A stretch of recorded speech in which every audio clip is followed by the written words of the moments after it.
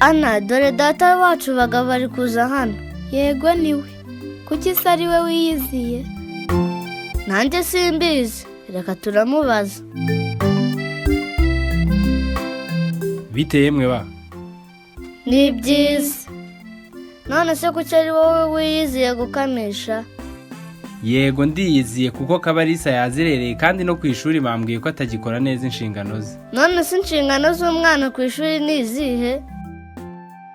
Ariko se ubundi ko mwicariye mutakamishije? Umushumba agakwandi ngo ntarahagera.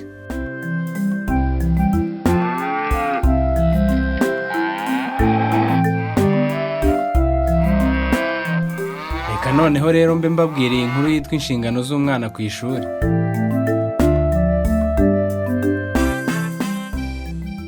Bwenge yigaga mu kigo cy'amashuri abanza cya Busunzu, akaba yari anafite ubumuga bwo ku ruhu, ariko akamenya ubwenge kuko yabaga uwa mbere.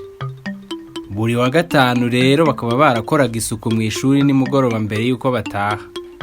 Nuko rimwe ku wa gatanu mwarimu wabo ntiyagaruka ku ishuri. Abandi bana babimenye birabashimisha. Nuko Kidomoro na Manyanga batangira kubwira abandi bana ngo ntibakore umukoro babasigiye, bakubagane kandi banduze n'ishuri.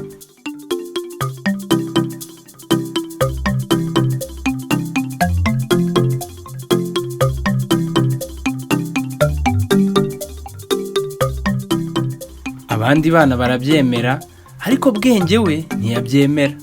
Agerageza kubabuza ariko baranga.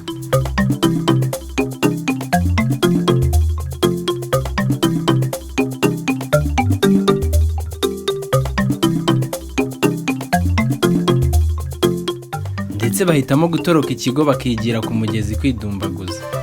Nuko Kidomoro na Manyanga n'abandi bana babi baragenda.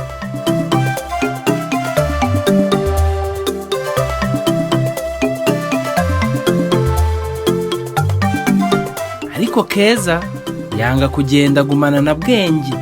Bajya inama ko bagomba kubanza gukora umukoro w'ishuri mwarimu yabasigiye. Nuko baricara, Bwenge afasha Keza bakora umukoro kuko we yari azi ubwenge cyane.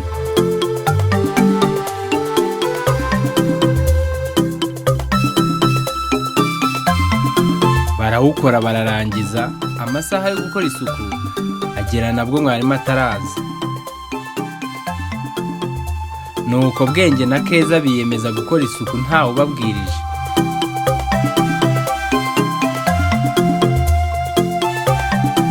Bafata imikubuzo bakubura ishuri ryose kandi neza.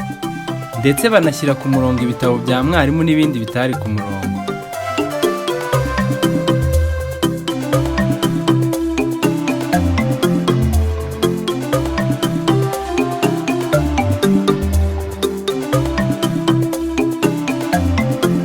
Amasaha yo gutaha ageze, Kidomoro na Manyanga baragaruka.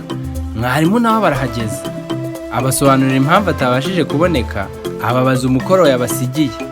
Bwenge na Keza asanga nibo bawukoze bonyine.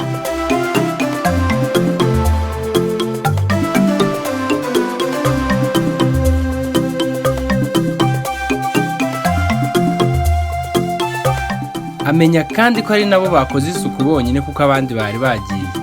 Nuko apfukamisha Kidomoro na Manyanga kandi ashimira Bwenge na Keza ko bubahirije inshingano z'umwana ku ishuri.